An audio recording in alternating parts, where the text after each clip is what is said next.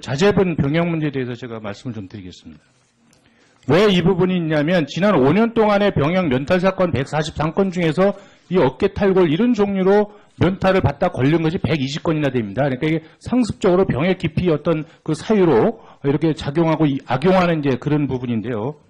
그 자재분을 보면은 자재분의 병적 기록표를 보면은 군대를 면제받으려고 꾸준히 노력을 합니다. 그것이 병적 기록표에 다 나와 있습니다. 군대를 가려고 한 것이 아니라 면제를 받기 위해서 노력을 많이 했다. 그 부분이 뭐냐면 처음에 징병검사 상급 받을 적에 부비동엽 판정 때문에 상급을 받습니다. 이것도 병원에서 진단서를 끊어야 이 처분이 가능한 거죠. 그러니까 그거를 내고 나서 내가 군대 가기 싫다고 하는 의사표시를 하는 겁니다. 그리고 여기로 다시 척추 CT를 찍습니다. 군대에서. 근데 CT를 그냥 다 원한다고 찍어주는 것이 아닙니다.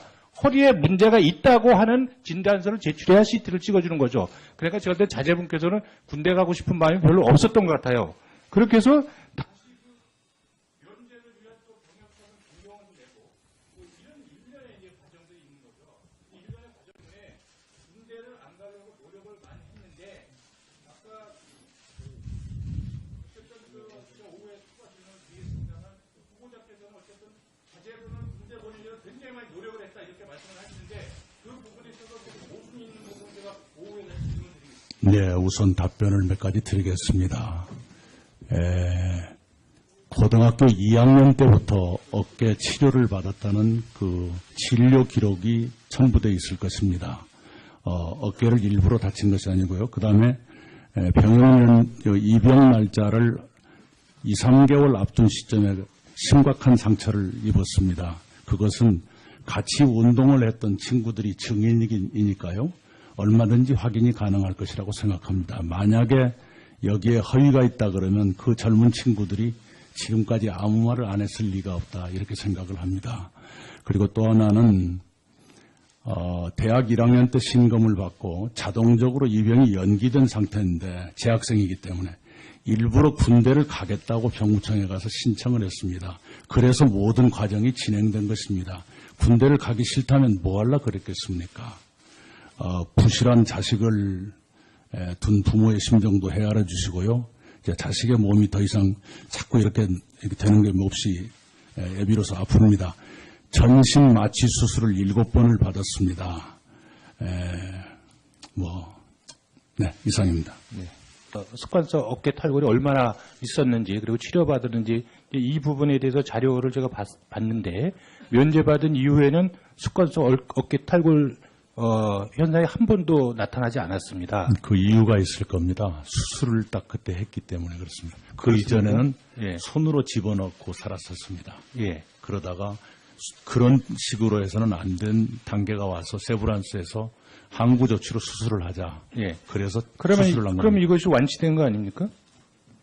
그러나 그 뒤로 한참 지금도 많이 조심을 하고 있고요. 네. 왜냐하면 그 후보자께서 이제 그 자제분을 군대 보내려고 많은 노력을 하셨다고 하셨지 않습니까? 네. 근데 사실 그 면제 이후에 자제분께서는 제가 알기로는 바로 미국으로 어학연수를 떠난 걸로 알고 있습니다. 그렇죠? 네, 그래 바로 돌아왔습니다. 그렇죠? 네, 그 이제 뇌 이상이 있어서 돌아온 거죠. 네. 그러니까 사실 면제받고 바로 미국으로 어학연수를 떠났다는 거는 군대를 가기 위해서 노력했다는 부분하고는 제가 볼 때는 어감에 상당한 차이가 있다고 봅니다. 그때는 치료 기간을 겸해서 겸한 기간이었습니다. 치료 기간을 겸하는데 외국으로 어학연수를 간다는 말씀입니까? 그럴 수 있다고 생각합니다. 치료 기간이 꽤 길 거라고 생각했습니다. 그래서 제가 볼 때는 그런 치료를 받는데도 불구하고 외국으로 어학연수를 떠난다는 건 모르겠습니다. 이건 뭐 상식적인 판단에서 국민들이 판단하실 거라고 봅니다. 그리고 아까 말씀드린 대로 이제 그 어머님 이제 그 주택구입 문제, 네. 그건 이제 거주용으로 만약에 하셨다면, 네. 그거는 제가 거주용 맞죠? 동생이 그렇게 그렇지. 아니 왜냐하면 후보자께서 재산 신고에 그렇게 하셨기 때문에 직속 그 직계 존속은 그래서 신고 이것이 대상입니다. 제가 볼 때는 이제 증여세를 내셔야 된다. 그래서 증여세를 안 내신 걸로 제가 알고 있습니다. 그러면 증여세 대상이 아닌 것으로 제가 들었습니다. 거주용이기 때문에 증여세 대상이 되는 겁니다. 한번 확인해 봐야 할 필요가 그건 제가 있습니다. 국세청에 확인을 했습니다. 그래서 지금이라도 그 부분이 그 과세를 세금을 납부를 안 하셨다면 지금이라도 납부하시는 게 맞다 이런 말씀을 드립니다. 네, 확인해 보겠고요. 어머니와 동생 사이의 문제가 아닌가 생각합니다. 그렇습니다. 그렇지만 어쨌든 이제 후보자 모친의 문제이기 때문에 네. 그래서 그리고 지금 후보자께서 말씀하신 그 증여세 납부 대상이 아니다. 이거는 제가 볼 적에는 총리실에서 잘못 알고 있는 걸로 제가 그렇게 알고 있습니다. 네, 저는 그렇게 들었습니다. 그 후보자 배우자께서 그 1989년 3월 달부터 12월 달까지 그 강남구 논현동에서 실제 거주한 곳이 맞습니까? 실제 거주하지 않았습니다. 그럼 위장 전입이신 거죠? 그렇습니다. 예, 위장 전입이시고. 그런데 또 그때 이 해명이 여기는 해명이 5월 16일 날 해명을 할 때 보면 강동구 학교에서 미술교사로 일하던 부인이 출퇴근 때문에 잠시 논현동에 머문 것이다. 이렇게 이제 해명을 하셨어요. 그런 추정이라는 거였습니다. 예, 예. 아내의 기억이 확실치 않기 예, 때문에 예, 예, 예. 실무선의 추정이 그랬는데 근데 이건 이제 부인이 제일 잘 아실 거 아니겠어요, 그죠? 예, 두 번째는 근데 나중에 이제 기억을 살려냈어요. 예, 어저께 보니까 이제 강남교육청 소속 학교로 배정받기 위해서 위장 전입을 하신 거죠. 그러니까 그죠? 네, 그러나 포기했습니다. 네. 그러니까 위장 전입은 맞는 겁니다. 네. 네. 두 번째는 그 자제분 이제 그 전세 자금 문제 때문에 이제 2억 4천은 뭐 배우자에서 측에서 냈다니까 그건 놔두고 1억 원인데 그 1억 원 중에서 이제 결혼 축의금으로 충당한 게 4,400만 원 정도 됩니다. 이렇게 보면 그런데 자제분께서 결혼식을 한 날은 제가 알기로는 2013년 11월 16일로 알고 있습니다. 그런데 자제분께서 이 아파트에 전입신고를 한 날, 전입신고라는 거는 일단은 잔금을 다 치러야 전입신고가 가능한 거 아니겠습니까? 그러면 이 전입신고 한 날은 결혼식 그 전인 11월 11일 날 전입신고를 했습니다. 그러면 결혼도 하지 않았는데 결혼 축의금을 미리 받은 겁니까? 마이너스 통장에서 결혼 자금용으로 3,500인가를 미리 끌어서 그걸 하고 결혼 축의금으로 다시 그걸 집어넣어서 채웠습니다. 그거는 통장상으로 제출하실 수 있습니까? 마이너스 통장에 바로 그게 안 찍힌다고들 그래요. 아닙니다. 왜 대출을 받는데 왜 그게 안 지키겠습니까? 지금 그러면 네네. 처음에 그러면 네네. 그 마이너스 통장으로 대출을 받았다가 나중에 결혼 축의금을 충당했다 이렇게 설명을 하셔야 맞는데 그 설명 없이 지금 결혼 축의금을 했다 하니까 이거는 결혼도 하지 않았는데 결혼 축의금이 어디서 생기느냐 이런 의혹을 네, 합리적인 의심을 할 수 있는 겁니다. 네, 그죠? 그렇습니다. 네, 그렇습니다. 그러니까 그 통장을 그런데 제출하실 수 있습니까? 아마 실무선에서는 그게 그거다라고 쉽게 생각한 모양입니다. 그 실무선이 누굽니까? 국무조정실에서 그게 그거라고 그 정도로 아닙니다. 판단합니까? 저희 신상에 대해서는 저희 과거부터의 보좌진이 그렇게 예. 하고 있습니다. 아니 그러니까 그 통장을 저기 보여줄 수 있냐 네, 이거 제가 여쭤보는 겁니다. 최대한 공개하도록 노력하겠습니다. 예, 오후에 좀 확인할 수 있으면 좋겠습니다. 네. 세 번째요.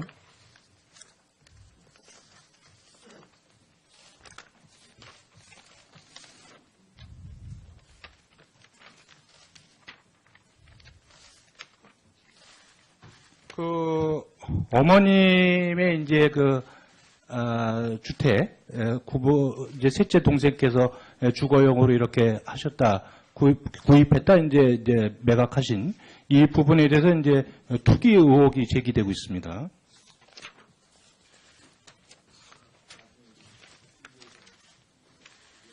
그런데 그 2002년도에 그 후보자님께서 이제 재산 신고 사항을 보면 이 모친의 이제 재산을 거주용으로 이렇게 이제 신고를 하신 겁니다. 근데 동시에 다시 그 모친의 채무로 임대 채무 증가로 인해서 채무가 1억 6천만 원이 잡힙니다. 그 얘기는 뭐냐면 모친께서 거주용으로 샀다고는 그 집에 전세를 승계한 겁니다. 그러니까 그 집에는 전세를 들어가 있어서 누가 살고 있기 때문에 거주가 불가능한 것이죠. 근데 이게 어떻게 거주용이라고 신고할 수 있습니까? 아마 동생 말을 듣고 그대로 신고한 것이 아닌가 짐작이 됩니다. 그 동생이 했던 거래 행위여서 확인하지는 못했습니다. 그러니까 제가 볼 적에는 이 부분은 어머님께서 살기 위해서 주택을 구입했다. 이 부분은 합리적으로 설명이 안 된다는 말씀을 제가 지금 드리고 있는 겁니다. 네. 예? 네. 그러면 이게 무엇을 의미하냐면 이거는 이제 그 주택 차액을 남기기 위해서 주택을 구매한 거다. 저는 뭐 그것이 꼭 투기라고 생각하진 않지만 그런 문제란 말이에요. 그러니까 어머니께서 주거용으로 구입한 것이 아니다. 이거는 여기서 명확하게 확인을 해 주셔야 된다. 이 말씀을 드리는 겁니다. 제가 동생께 듣기로는 어머니를 모시고 싶었는데 어머니가 한사코 거부하셨다. 이렇게 들었습니다. 그래서 제가 빨리 팔아라. 그래서 빨리 팔고 세금을 냈고요. 그 일로 동생네 가족과 지금까지도 관계가 서먹해져 있습니다. 그러면 그때 어머니께서 증여세 내셨습니까? 동생이 그 양도소득세를 낸 것으로 알고 있습니다. 그러니까 증여세는 안 내신 거죠, 또 그때. 그건 좀 확인해 봐야겠습니다.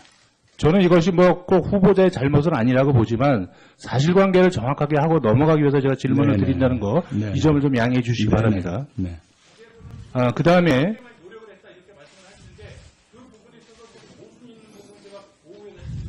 네, 우선 답변을 몇 가지 드리겠습니다.